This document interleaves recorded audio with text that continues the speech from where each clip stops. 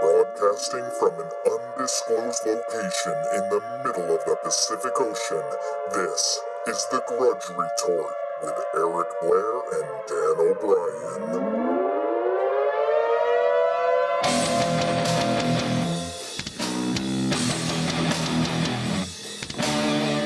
Hey everybody, how you doing today? Welcome to the Grudge Retort, otherwise known as the Grudge with Eric and Dan. Today we're going to be talking about the 2016 election, get a little update on what's going on there. We're also going to be discussing voting. Does it really matter anymore? I don't know. Grudge. That's today on the Grudge. Hey Eric, how you doing? What's going on? Everything's going on.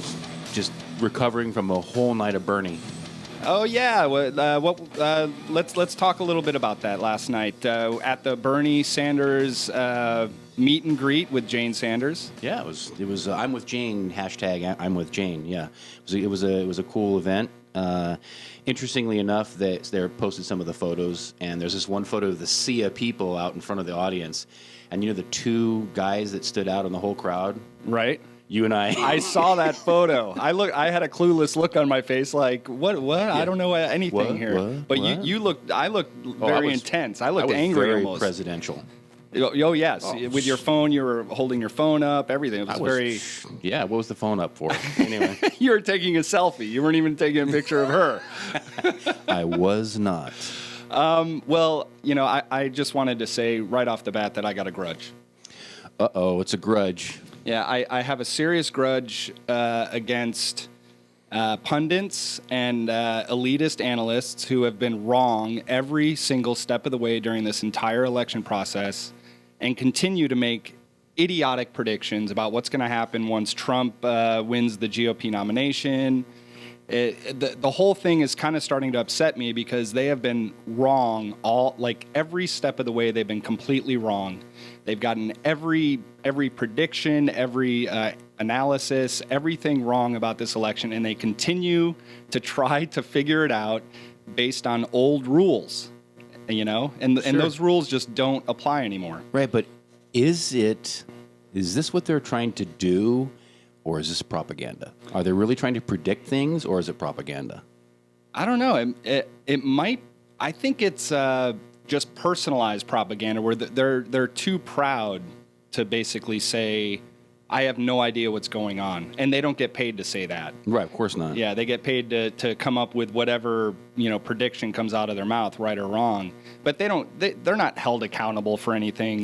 Yep. Yeah. Just like the weather. Exactly. Yeah. Right. You throw it out, see what happens, and if you're completely wrong, you're on the air the same time, the same day, the next day, right, saying the same stuff. Right. They're still given the weather forecast, and they're after getting it wrong 150 times a day. So yeah. I think it's propaganda myself. I think that every news channel has ratings that they have to get, and so they're going to feed the ratings. They're going to try to, they have their horse in the race, and their horse is the one that's going to give them the most media money down the road.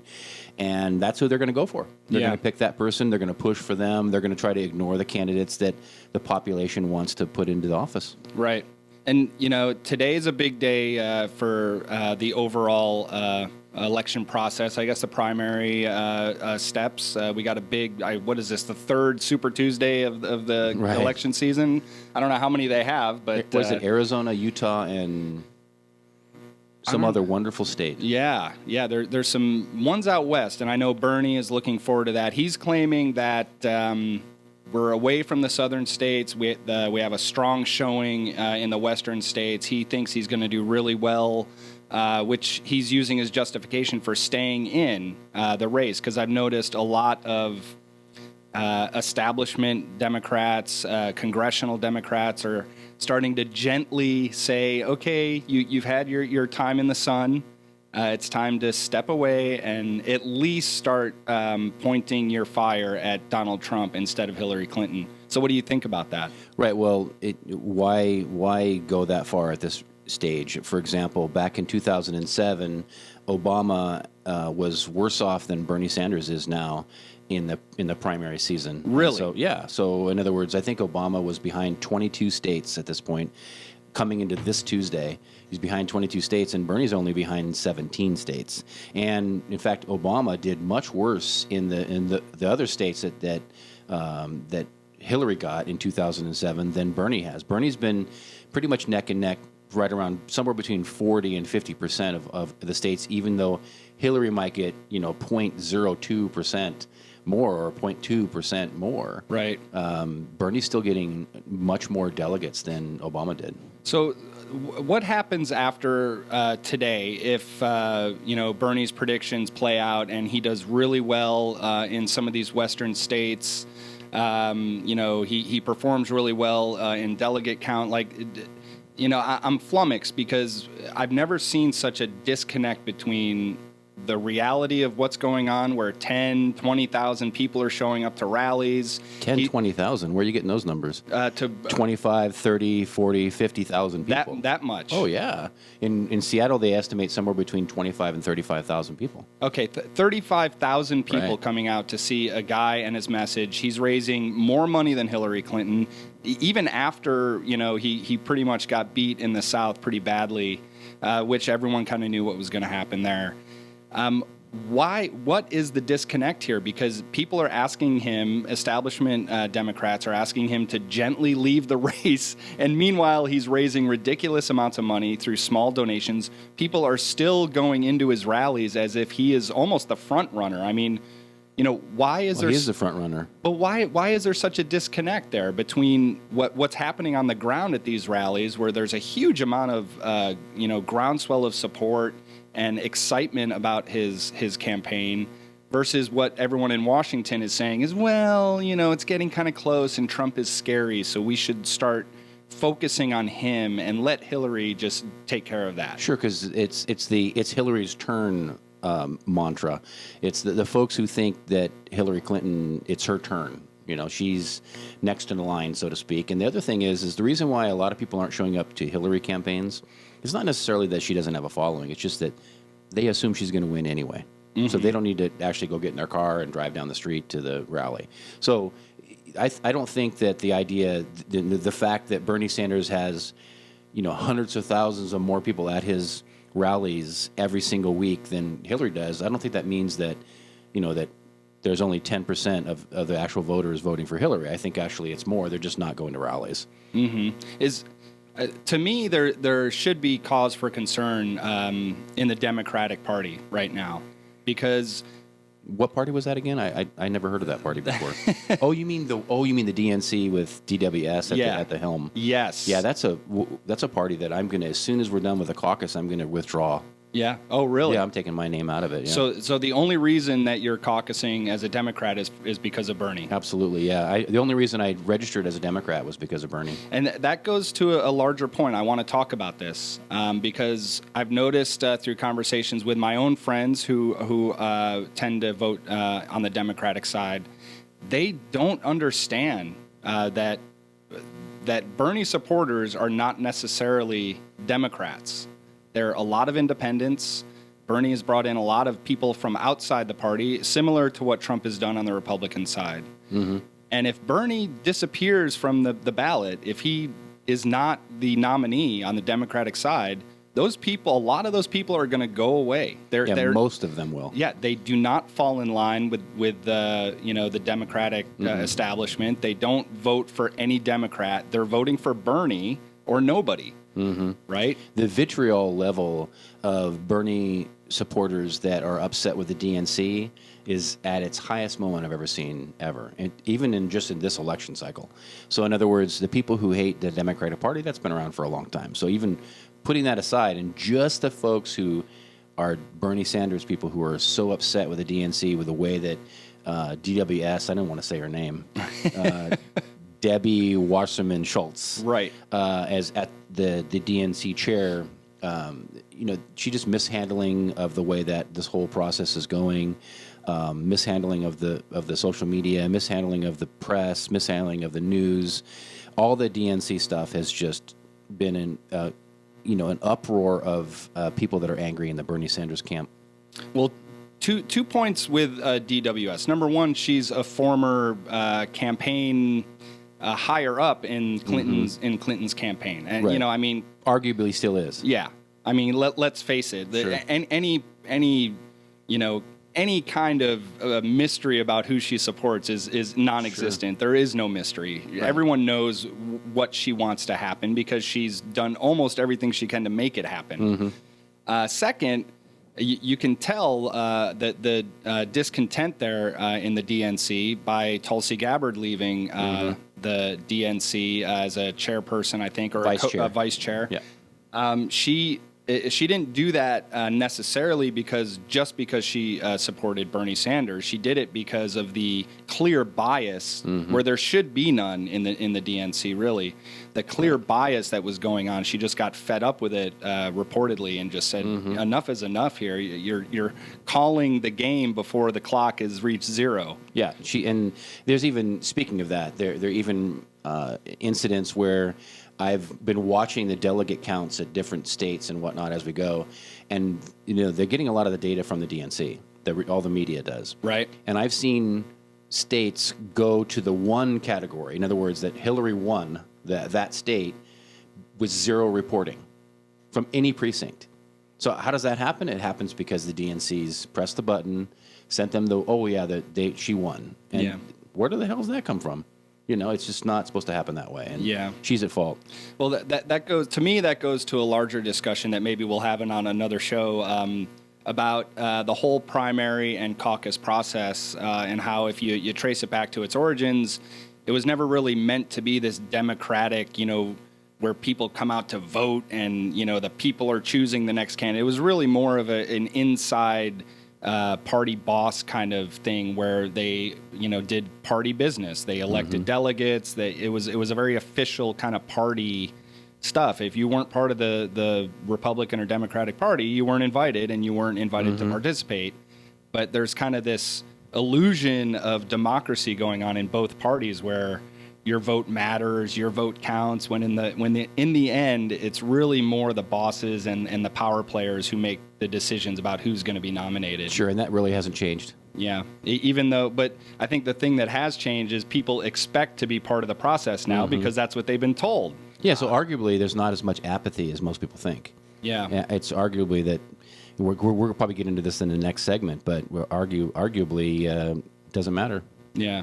Well, I think a good lead into the next segment, I want to bring this up with you, go back a few minutes when we were talking about how Bernie supporters probably won't be showing up on Election Day if he's not on the ticket, or if he's not the nominee for the Democratic side. What's your take on that? I want to hear, not necessarily what you plan to do on Election Day, but what are your thoughts about that whole thing, good or bad? Well, yeah, I mean, to go right into this, okay, I was listening to a YouTube video of Frank Luntz, he's a famous Republican pollster for Fox News, and I was watching his actual interview on, I think it was MSNBC or one of the liberal mainstream media channels, and they were interviewing him, and he was given the results, and the whole time the so-called left-wing media was talking about the race between Hillary Clinton and Donald Trump in the general election. Right. They never mentioned any other candidates at all, zero. And they were talking about what's going to happen in the general election. So in other words, they were already shooing in Hillary Clinton as the chosen one. And they were talking about the different results and how this is the first time ever in history that we have two front-runner candidates that have the very worst approval ratings, and their actual ratings of people who dislike and disapprove and don't trust them, that they have the worst. Those two people have the worst of any other candidate running. Wow. Yeah. So what are you going to do if Bernie's not on the ticket? So you're going to hold me to that, huh? No, I won't hold you to it. Well, I'm going to tell you right now that if Bernie's not on the ticket, I'm going to write him in. And if there's no place to write him in, like in Hawaii, you can't write in anybody for president, I'm going to bring a big black marker and write it in anyway. Okay. So if it's an electronic screen, I don't know how that's going to happen, but sorry, it'll say Bernie on there. Well, that's a good lead into discussing what we're going to talk about in the next segment coming up in a little bit. Right after this break, we're going to be talking about voting. And does your vote really matter? Does it count? Does it matter if you go into the ballot, choose your candidate, and do everything you can to get him or her elected? At the end of the day, does that really matter? We'll find out coming up on The Grudge. Aloha, I'm David Packman, host of The David Packman Show, heard Monday through Friday on KAKU 88.5 FM. Analysis, commentary, interviews, and more from a perspective not offered on corporate media. The David Packman Show, Monday through Friday, 7 p.m. on KAKU, the voice of Maui, 88.5 FM. KNUQ would like to thank the underwriters and sponsors that make the voice of Maui possible. Underwriters like Maui Comics and Collectibles at 333 Derry Road. New titles weekly on Wednesdays from Marvel, DC, and more. From vintage comics, graphic novels, cartridge video games, action figures, and other collectibles to independent and local artists. Maui Comic and Collectibles is open 7 days a week. Please support the businesses that, through their generous donations, empower free speech in the Maui community. Nakekio Emilia is a program for children and teens 3 to 18 grieving the death of a parent, brother, sister, Ohana member, or close friend. We provide peer support groups, not therapy, and all groups are free. We have openings now, and if you're interested, please call Dr. Brooke Brown at 214-9832 for information or contact us through our website, nkoemaui.org. Aloha. Hi, this is Shaggy Jenkins, Program Director here at KAKU 88.5 FM, the voice of Maui. Now, as you know, KAKU is a listener-supported radio station. Now, if you're a business who truly cares about free speech and would like to help us support the voice of Maui, give us a call at 871-5554. That's 871-5554. And become part of the voice of Maui and Maui's only free speech radio station.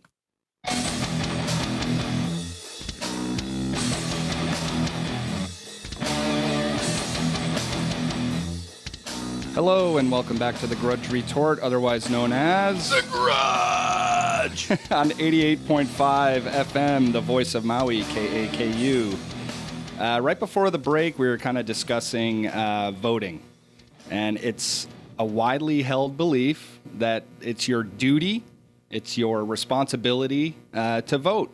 Civic responsibility to vote. Yeah, every chance you get. You must vote. You must vote. It is a requirement. The vote robot. That's right. Vote bot. So I have another grudge. I got two grudges today. Full of grudges. Yeah, one against the elitist pundits and analysts. This time I got a grudge against people who don't vote. What? Yeah. Grudge. Especially considering the stakes in this election. If, and it's a big if Hillary and Trump are running neck and neck, or if they're head to head in the general election, why, if somebody feels very strongly about Trump's positions being completely wrong, why wouldn't they vote and make sure that dude doesn't win? I don't understand that. Certainly. Yeah, a lot of people who are civic duty responsible believers think that they need to do something. Yeah. I get that. And they think that voting is the only way that they can, what's the right way? Stand up to evil. So Right. That's why we have this whole process of voting for the lesser of two evils.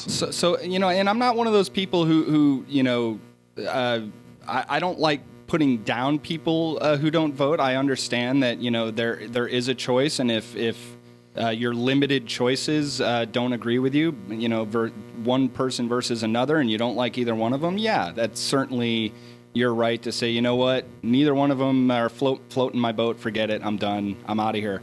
But when you've got a Trump on the ticket, who to me seems somewhat dangerous in some of the things he's said and some of the things he stands for, when you have the lesser of two evils as an option, I'd rather pick the lesser evil than the evil. No matter what you say about Clinton, if it's her versus Trump, I would much rather see her win the general election. Mm-hmm. Now, why am I wrong? So let's start from the very beginning. If you pick two evil people, there's history involved. We got to start way back. Absolutely. If you pick two evil people, you pick. I'm not going to name names. You pick two evil people in history, and let's pretend like they're running for the same office. All right. And that's all you have to choose from is those two. is there a problem with the election system if the two evil people are running for office? Is there a problem with the election system? Yes or no? It's real simple. There's He's a very long silent, yeah. isn't There's he? a long pause because I hate to agree with you. Yes, there is a problem if two evil people are the ones being nominated for president. In other words, if you're involved in some kind of process that is broken or faulty or incorrect or isn't working or has been proven for the last 40 years to be a failed system, then by actually participating in that system, what you're doing is you're doing what's called a vote of confidence in that system. And when you decide to say, wait a minute, I'm not going to vote for Mussolini or Hitler or Mao Zedong, I'm going to pick somebody else, but oh gee, that person's not on the ballot. Well, then you should either write in, or you should say, I'm going to vote no confidence in this election. I'm not going to vote no confidence in either evil, because when it comes to the very end, when you're voting for the lesser of two evils, you're still voting for evil. Yeah, I've got such a problem with that view because, ideally, you're absolutely right. Ideally, you should not be forced to vote for somebody you don't believe in 100%, mm-hmm. and I get that. Sure. In today's reality, though, you do have a choice between one person and another person. Yeah, the two candidates that are coming up, though, are the establishment candidates. And if it's Hillary versus Trump, which is the scenario that you're giving us at this point, if it's Hillary versus Trump, you are talking about two people who are the most hated of all the 6 people that are currently in the running for president. Right. But I can't change that now. Like, as a voter, I've got to make a decision based on what's going on today at this moment in time, or, when the election actually happens. I don't have the luxury of, trying to change it in the future. Like, I'm making a decision based on today's reality. People have been saying that for 40 years. Look where it's got us. For those of you listening, first of all, thank you very much. But also, this is the discussion that I hate to have with Eric here, primarily because he's right, and he argues me into a corner, and I hate when that happens, or I don't like when that happens. That. Yeah, well, yeah. I could tell you, Dan. Here's the thing: I think voting is awesome. Voting in an election shows so much respect for your own country. People say, oh, well, people died for your right to vote. No, actually, they didn't die for your right to vote. People died for freedom. People died for what America stands for, which America stands for freedom to choose. So when you say people died for your right to vote, that's your right to vote. That means your right whether or not you want to vote. That's what's really what people really are fighting for, is the freedom that America represents. So when you say, well, you're a lesser American if you don't vote in an election that's rigged, where you're voting for 2 corporate-picked people, not people-picked, because you just said, well, we'll try to fix that next time. That never works. We've been doing that for 40 years. And so the situation we have now is we have a candidate that's coming forward that's a popular candidate that has views that are more democratic socialist, mm-hmm. and the idea is people are really pushing, rallying, they're doing everything they can. The more voter turnout at the youth age group, I don't see any other opportunity other than right now to select a non-establishment candidate in the last 50 years. So if this is the best chance we've had, and suddenly Bernie Sanders isn't on the ballot, what does it say about the election process? It says that it's completely rigged, which we've touched on a couple times today and maybe in the past. Again, it's like I know that's the reality, but sometimes a candidate comes along, and during my adult life, there's been a couple of these instances where a candidate comes along that, my gut tells me they must be stopped at all costs, even if I have to participate in a process that was kind of rigged, right? Well, let me give you an alternate scenario then that might help you. So let's just say it's Hillary versus Trump, and you decide to either write in Bernie or whatever, and either way, if it's Trump versus Hillary, even if everybody who's voting for Bernie is going to vote for Hillary, she's still going to lose, because the Republicans have been waiting for Hillary Clinton to run for office for a decade, and so they just can't wait. They're chomping at the bit to provide a minute-by-minute release of all her emails that something's wrong with them. They're really waiting for her to actually be the front runner, to actually be the nominee, so they can start thinking about the indictments that they're looking at. There's all kinds of things that they're going to come. They're going to throw so much things at the Hillary Clinton Democratic Party if she's the nominee that she's going to be on the defensive. She's never, ever going to get a word in edgewise other than, oh, I didn't do that, and oh, I'm not at fault, and oh, I'm sorry, I didn't mean that way. You got it wrong, or it's this vast right-wing conspiracy thing. We're going to have that from June, when she's going to concede, or when she wins, and all the way until November. And so it's just going to be a defensive posture constantly. Yeah. The Republicans are going to win that, and then Trump's going to be the president. But let's just say, for example, if everybody backed her and somehow, there's this election, and you're saying that you should vote for the lesser of two evils so that Trump doesn't become president. Right. So let's just pretend for a second, and Trump does become president. If Trump's president, then that means we're going to have a 4-year president, because we're going to learn from that mistake. And we're all going to rally behind whoever the next Democratic candidate, which is going to be Elizabeth Warren. And that's going to be our first female president. You think that's how it's going to play out? I think if Donald Trump becomes president, we're going to suffer for 4 years, and we're going to be so sick and tired. Hillary's going to be out of the picture. Bernie Sanders is going to say, no, I'm not going to do that, but I'm going to support Elizabeth Warren. It's not that far-fetched. The reason I had a grudge against the elitist, establishment analysts and all the pundits on TV, they're thinking of this election in terms of past rules, and those rules do not apply anymore. The Democrats and most of the analysts on TV are saying Trump will get crushed in the general election because he's appealing to a very narrow group of people, basically white men. I disagree as well, because she is so close to him in terms of their past dealings, their friendships. How can she come up with a viable reason why she accepted donations from him? Like, if he's such a horrible person, what justification can she come up with for accepting his money? Yeah, but the Hillary fan club doesn't care about all that stuff. They don't care if she gets money from Monsanto or GMO companies. They don't care if she has been in the past for TPP. They don't care that she's for Keystone. They don't care that she's for fracking. They don't care that she's for NAFTA. They don't care about all the lies that are in evidence, that have video evidence of it.